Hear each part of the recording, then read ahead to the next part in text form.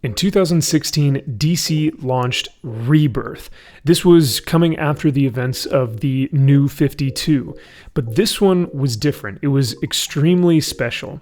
And Jeff Johns and Dan Didio, who were the two heads at DC at the time, said that they were relaying the groundwork for DC's future while still celebrating the past and the present. It's not about throwing anything away. It's actually quite the opposite. And these are extremely reassuring words from the two heads at DC at the time. And in my opinion, I think they successfully had this mission statement in mind while creating all these different comics. So today we are going to be looking at Superman Rebirth, issue number 1, the one-shot, and the first issue of the Superman series written by Peter J. Tomasi and Patrick Gleason. And this is by far one of the most heartfelt and special Superman books and series that I've read. It's mainly focused on Superman Clark Kent and his role as a father, as a leader of Earth, but also a father and leader to his family and to John, and seeing how John grows up and Superman's mentorship role to John. And I think that this is an extremely special book because of that bond that they both share and the bond that they portray in this book. I really like the Rebirth series. It feels like new nostalgia, if that makes sense. I don't really know how to describe it in depth, but I do know that reading all the different Rebirth titles like Green Lantern and Superman, that it was much more character focused, and I think that's what really drives a good story. You can have a plot that may be pretty simple, but if you're invested in the character, I mean, you do not want to put that book down, and it's the same way with these two books in the Superman issues. Now, this one in particular, I'm not going to go over too much, because this is basically the preface to the main Superman title. This was the precursor to understanding the events that happen within the main title in issue number 1 of Superman. So let's go ahead and take a look at this. Now, like I said earlier, this is a book that focuses mainly on Superman and his balance between his family and his place as the Earth's protector. And the reason why we get this book in particular, this one-shot, is because it opens up to give us the backstory and the precursor to who our Superman is going to be for the next Rebirth phase of DC.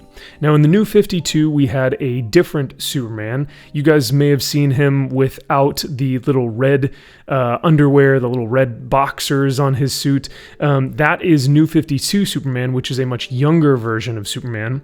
However, in this issue, we see that the Superman from the golden era of comics, the one who fought Doomsday in the 90s and passed away, Black Suit Superman, he has now returned, seeing as the New 52 Superman has passed away. And one of my favorite lines in this entire book says, "All that is necessary for the triumph of evil is for good men to do nothing." And I think that's an excellent opening to a Superman book.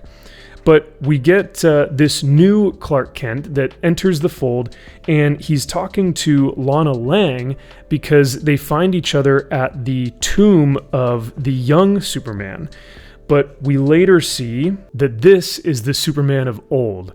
Now, just a massive shout out to Doug Mank. This is breathtaking. This is how you do a 2-page spread. This is how you get my money. Like, the artwork, the illustration, the kinetic energy and action, the weight and the heart that is put into this, even the facial expressions put on both of these individuals, this is how you do a 2-page spread. It is absolutely stunning.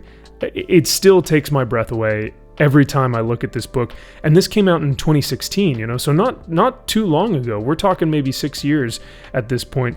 And it still is one of my favorite depictions of the battle between Superman and Doomsday. But this is Superman recalling his battle, his death with Doomsday. And oh my gosh, I mean, look at these panels. This is top tier level artwork. The inking, the colors, all the poses, and then we get the classic scene of Clark and Lois and the cape all ripped up as the flag, you know. It's just absolutely gorgeous. I can't find fault in any one of these panels. And it's so heavy because you are reliving the death of Superman in these panels. And he recalls it too in all of these different text boxes and all the captions. He talks about how he put every last ounce of energy into that punch here. And you can see the force behind it. Look at the ripples in his muscles and the serratus. So the serratus are your ab muscles right here, and you can see like just the force that is put into that punch to knock out Doomsday. Man, like I said, this book is absolutely beautiful. It's amazing. So he recalls fighting Doomsday, dying, but then coming back to life in the black suit. And that is when we get to present day, and the black suit Superman is trying to find young Superman and sees that he has actually passed away, and that everyone in this universe, this Lana Lang and this Superman, are mourning his death. So once Black Suit Superman realizes this, and, you know, kind of classic Superman realizes this, he helps Lana, and they take the young Superman, the New 52 Superman, to a grave in Smallville, where they lay him to rest right next to his mother and father. It's beautiful, it's a great story, and it gives us the precursor to who the new universe Superman is going to be. New 52 Superman is out of the picture now, he has passed away, and Black Suit Superman, the older Superman, and the Superman that we are more in tune with, I guess, the one that we know more so from the golden age of comics, gold, silver, and bronze, I guess you could say. That is who we are introduced here in Superman issue number 1, also from 2016.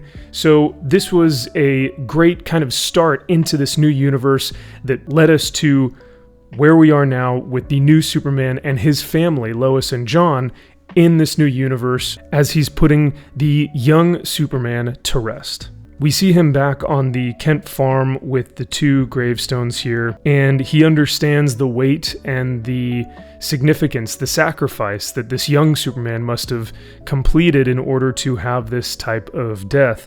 And so he says here, "I know now you're not coming back, but sleep well, brother." And it's a nice little send-off to the younger Superman of the New 52 era. But this is one of my favorite introductions to Superman, where he says, "The world needs to see again that there's a Superman looking out for them.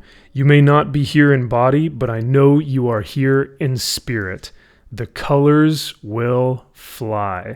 Oh man, I still get excited when I read these books, man. Like when a book is so great, where it brings so much out of you, your character and your passion, to make you smile, there's nothing better than that feeling. I'm sure those of you who are watching right now are watching this and going, I can feel your smile through the camera. You know what I mean? Like I can feel the excitement and the passion through the pages. It is so brilliant how they made this Superman Rebirth series, and I'm extremely grateful that we have this. Just a really cool introduction to the Man of Steel here.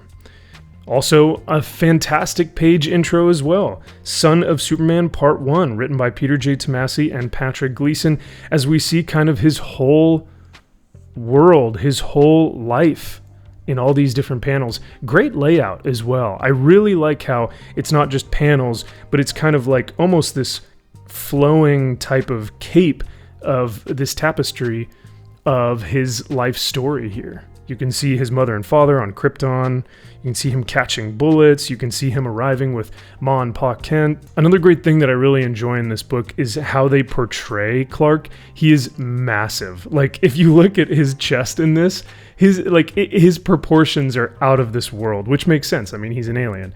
So I just love how he is larger than life in a lot of these. And it also kind of portrays what fathers look like to us as sons or daughters.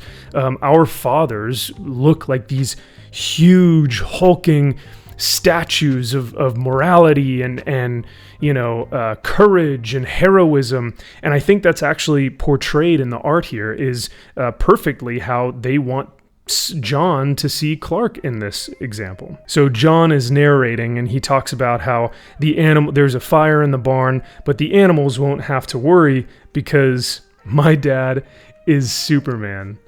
Such a simple line, but it means everything, and it's so heartfelt, and you can see almost like the tears in John's eyes because he knows that everything is going to be okay. He knows that Clark has got this, that Kal-El, our Superman, our Man of Steel, has got things under control.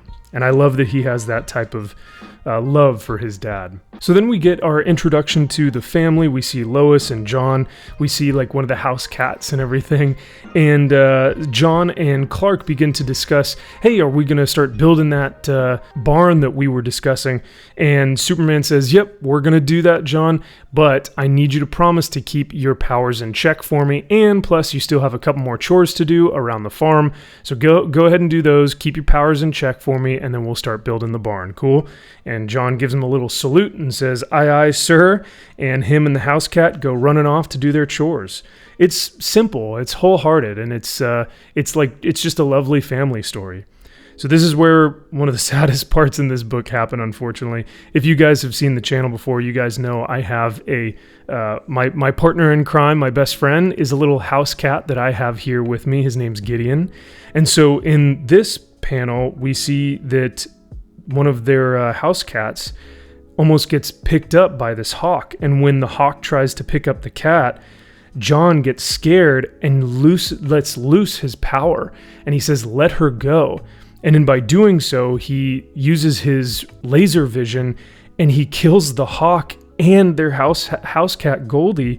And you see down here the collar just falls onto the ground. Again, like when you hurt animals, man, in a comic or in a movie, it's like, whew, expect the tears to start flowing, right?